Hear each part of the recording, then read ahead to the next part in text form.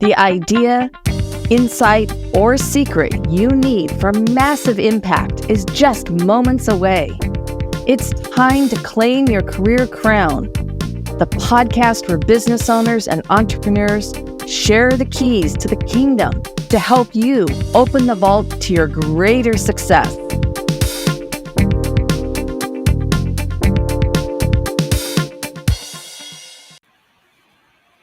Hello, everyone, and welcome to Petite to Queen, Claim Your Career Crown podcast. I'm your host, Lynn, and today I'm joined by our very special guest, John Doherty. And today we're going to be talking about why family history is essential and how to transform it into a living celebration. Because preserving a lifetime of stories for all the generations to come is truly a gift. If you get a ton of value out of this episode, I would love to invite you to subscribe because it costs nothing to subscribe. And I want to tell you about John because he is on a mission to preserve your family history and transform it into a living celebration. People like Oprah Winfrey, the Wrigley family of Wrigley Field and Spearmint Gum fame, and the Billy Graham Evangelical Association have all turned to John to preserve their most cherished memories, photographs, and videos. John has personally scanned millions of photos and documents and helped hundreds of families ensure their history, their stories, their precious memories are not lost, but are a permanent living archive for generations to come. John, I am so excited to have you on the show today. This is such a great topic. Welcome, welcome, welcome. Thanks, Lynn. I'm super excited to be on your show. I've heard so much about it, and I've been watching some of your episodes. So I really appreciate the opportunity to come and introduce people to the world of archiving and how important these memories are, because they are going away. The clock is ticking on our memories. Yeah, absolutely. And this is such a vital piece of our personal and family history. I really want to get to that backstory first. So what inspired you to get started on this mission? Well, my mom died, and it was 1999. My kids were 7, 5, and 2.5, and my son, it was before we went to the church for the service, and my son, who was 2.5, and my father were standing in front of me at the casket. And my dad said, "Matt, she was a wonderful woman. It's unfortunate you never got to know her." And then I was like, wow, I've got to figure out a way to preserve and protect the memory of my mom. And that led me down a path of digitizing all our family photos and movies, putting them on external hard drives. And now we have a YouTube channel for all our family videos. And I wanted to bring that to the consumers. I worked with some pretty high profile people and institutions, but I really feel everyday people need to protect their memories because film and photographs have a shelf life of only about 30 years. And after about 10, they start degrading about 10% every year. Yeah, that's true. I was going through some photos, same thing, when my late husband or my father had passed, and it was like these photos, it was like, okay, they've turned almost sepia tone. They're no longer color photos. Mm-hmm. And so, saving family history is essential, but what do you mean by that and about transforming it into a living celebration? So right now we're in the digital age, and everyone's learning how to use their iPhones or phones, and we get thousands of photos.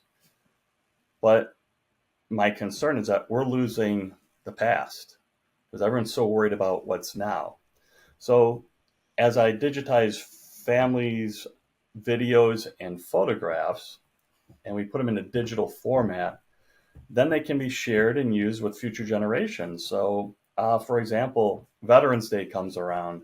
You might have family members who are veterans, and everyone loves to put stuff on their social media, and they have an easy file to download and tell a story about their family members.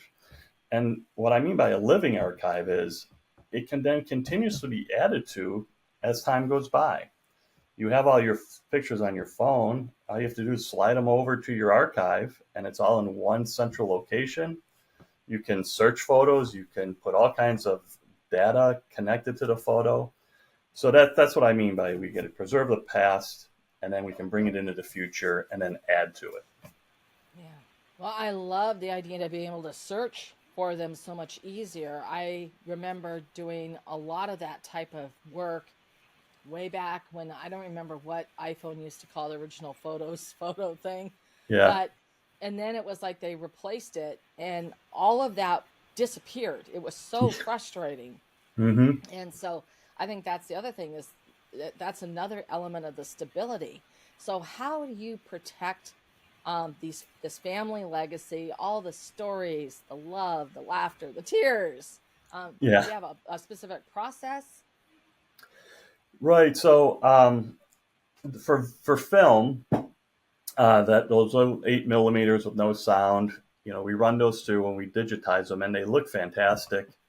VHS tapes, camcorder tapes, everything goes into a digital mode, and then it's saved. And you could, even if you've had stuff on CDs or DVDs, we put them into the computer, and then you'll receive a thumb drive or an external drive.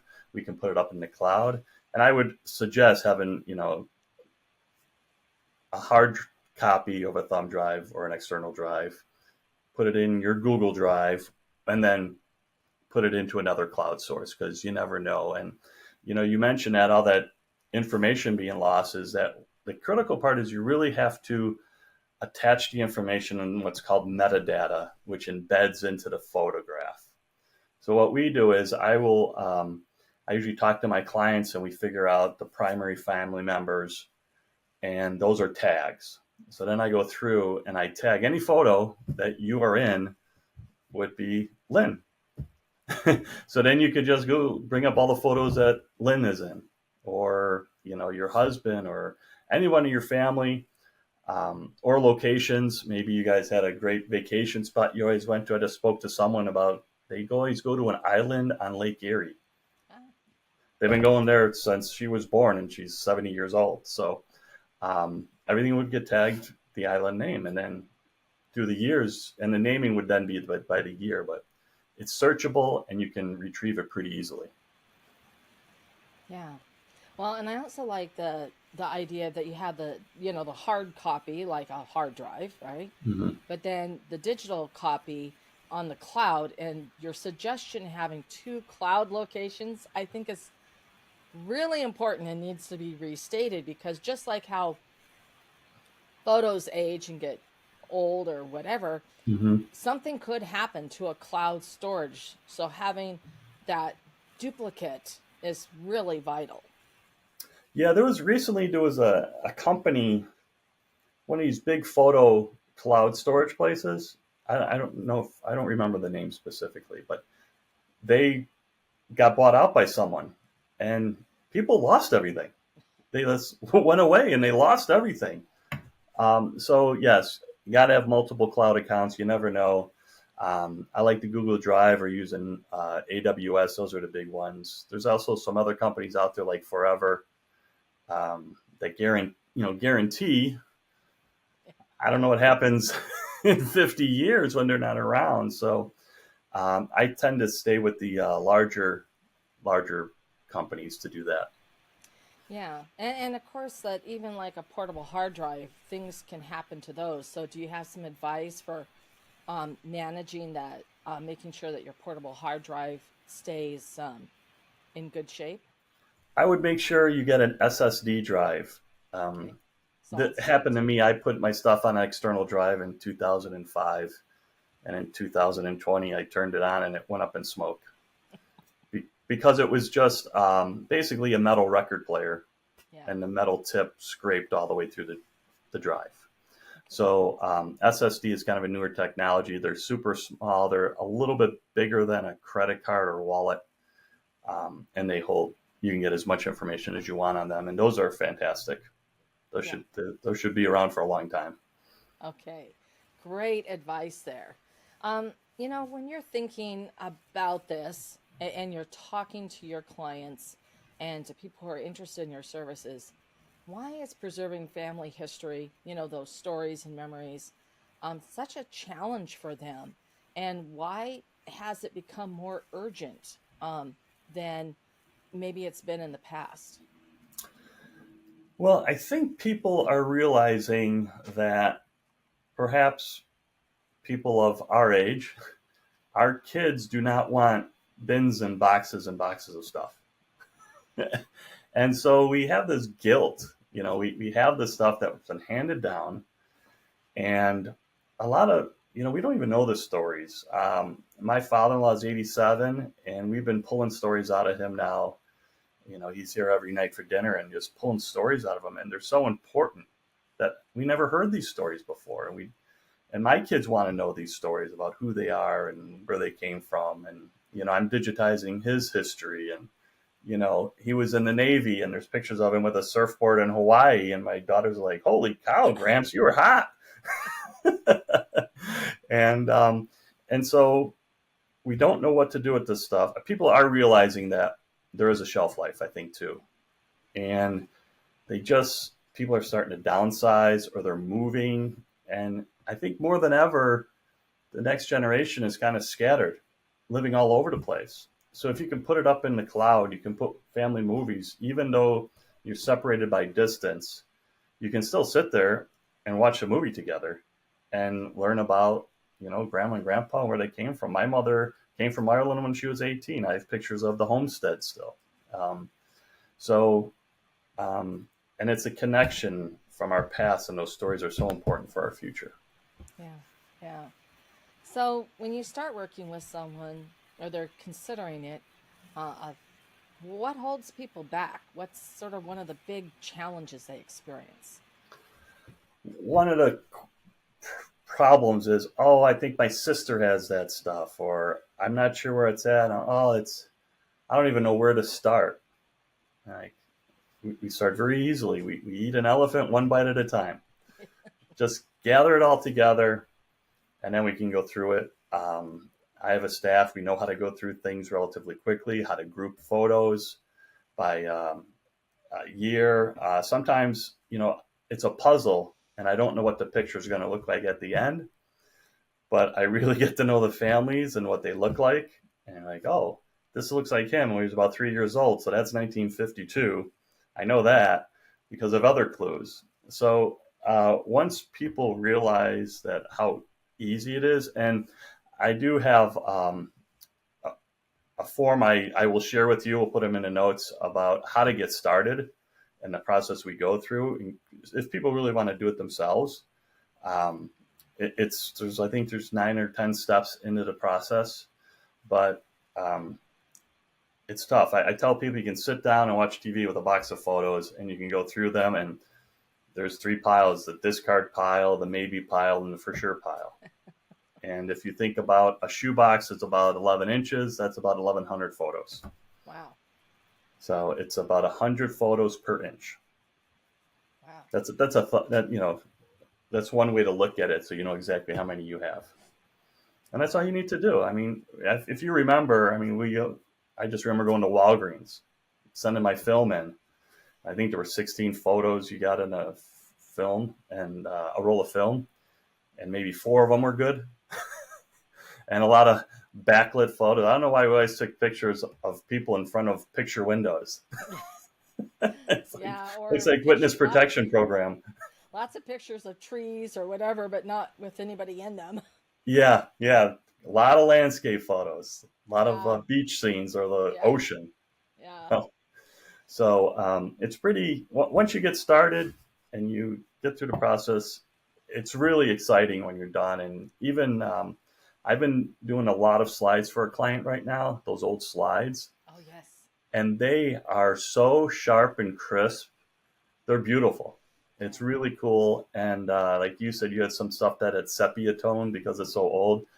My software can correct a lot of that. and bring that stuff back to life. So Oh, it's really neat, and it's really fun to watch people get the final product and see. yeah, Oh, that's really cool because I even have some Polaroids, and what I noticed with those is they become softer and softer. Does that make mhm. sense? Yeah. Yeah, yeah. So So why is you know, this importance of your own family history? Why do some people don't even think about it? Why is it a blind spot? I think it's a blind spot until we lose someone, Yeah. and then when we're celebrating that life, it brings us comfort. And then they're like, wow, I really wish I would have talked to them before they passed and learned more. And so, unfortunately, that's kind of an impetus. And that's why I'm trying to get the word out as much as I can, because we want to have those stories. Like I tell people, talk to your elderly loved ones. Just put your iPhone on microphone, Yeah. just record it. Or you could put it on a stand and record a video too. But some of the older generation gets a little intimidated when you bring out a camera and a video camera. So you could just put it on the table and just have a conversation and learn. And those words are so comforting. I mean, I have one video of my mom and dad at my wedding. That's it. And, it's when Oh, they went around the table saying, oh, we wish you all the luck and we love you. And that's the only thing I have. And wow. so, and my mom had this beautiful brogue.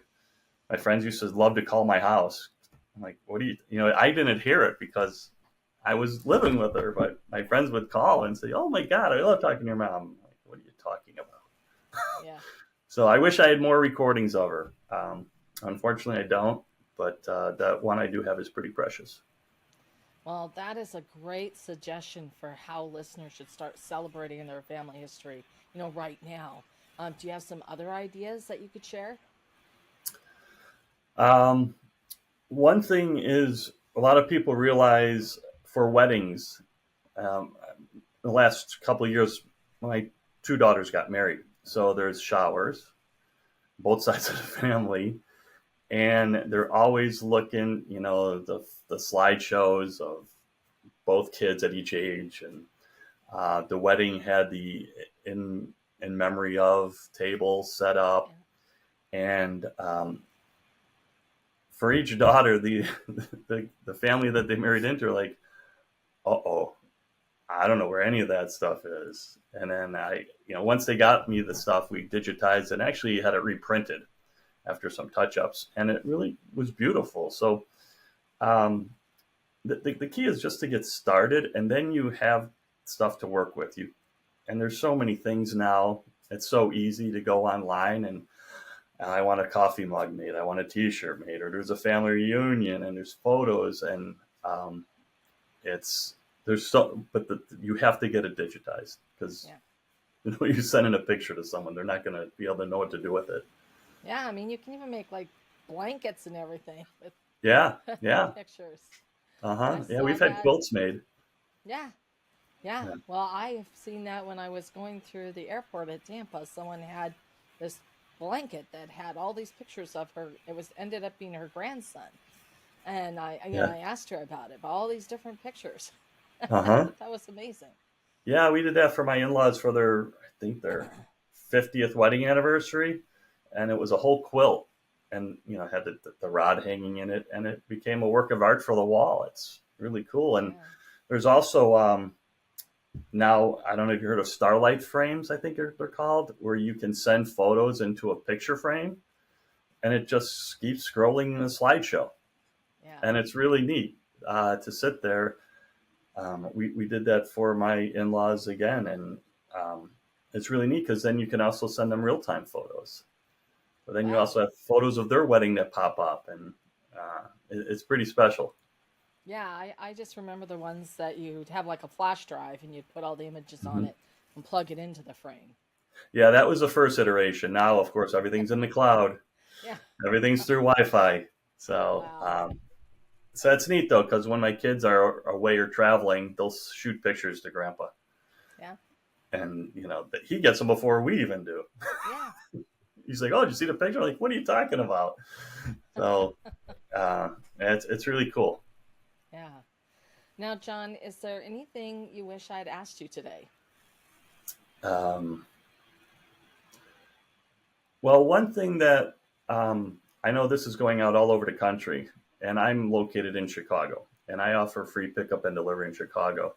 I really encourage people not to ship their things, and that might be shooting myself in the foot because people want to send me their stuff. But um, I go down to Indianapolis, I go to Milwaukee, I go to St. Louis. If people really meet me, or most people will meet me somewhere. Shipping your stuff through the mail, that gives me the heebie-jeebies. I don't. There's so many cases of trucks being ripped open on the side of the road. There's just a lot of catastrophes. So I don't encourage people to do that. And I would encourage people to find local people who digitize, because some of the big places you'll get a tape back with an orange sticker on it saying couldn't do anything with it. Well, we fix all the tapes. We make sure people get back what they gave us in better condition. And that's really, really important to do, to really trust the people you're handing off your materials to, because these are irreplaceable. If something were to happen, and that would break my heart. The other thing is, when you have it done, and I tell my clients this, it really would break my heart if I gave you a thumb drive and you threw it in your drawer. And people do that. But I really want people to interact with their archive, to watch their archive, to do stuff, to be creative. I mean, it's so easy to be creative now online, and the new generation coming up, I mean, they're so good with phones and Canva and all the software out there. I want people I really want these archives to be living, and not to be just thrown in a drawer. I mean, what's the difference between that and keeping it in a bin up in the attic? So, Well, and flash drives can go bad too. So right. So back it up. absolutely, at the very least, Yes. get it on one of those, photo slideshows. Yep. So, Yeah. well, John, thank you so much for sharing why family history is essential and how to transform it into a living celebration. I know that our listeners are going to want to know more about you and where they can connect with you and find out more about your services. The easiest way to do it is thefamilyalbumcompany.com. That's my website. And my email is john@thefamilyalbumcompany.com. And I love to talk to people about this stuff. Even if they're far and wide, just use me as a resource. I love talking to people about their history, and I have a lot of tips and tricks on how to even use scanners better, and how to get the most out of the photos, and try to help you restore some of those photos that might already have started decaying. And any way I can help people, please reach out. This is pretty important stuff, and I just want to get the word out that it is important. And you also have those tips to get started right on your website at thefamilyalbumcompany.com, so people can download that and get started. Right. Okay. We're going to make sure we include that link for everybody, so it's right down below, so that everyone can get started on preserving their family history, their stories, those precious memories. Yes, So, please John, do. yes. John, thank you so much for joining me today. And thank you to all of our listeners who joined us. This has been a really rewarding conversation today. And John, I really can't thank you enough for sharing how we can preserve, our legacy. Oh, thanks, Lynn. I had a great time with you. And if you need anything else, any of your fans need anything, please reach out to me. What was your biggest takeaway from this episode? I would love to hear about it. It's important to share the things you love. If you loved this episode, a 5-star review really helps keep the podcast coming to you regularly. Also, if you want to get more sales strategies to grow your business, make sure you subscribe right now. If you want to get results even faster, I invite you to download my sales strategy checklist at petitetoqueen.com/checklist. This has been Lynn Whitbeck, host of Claim Your Career Crown. I'll see you next time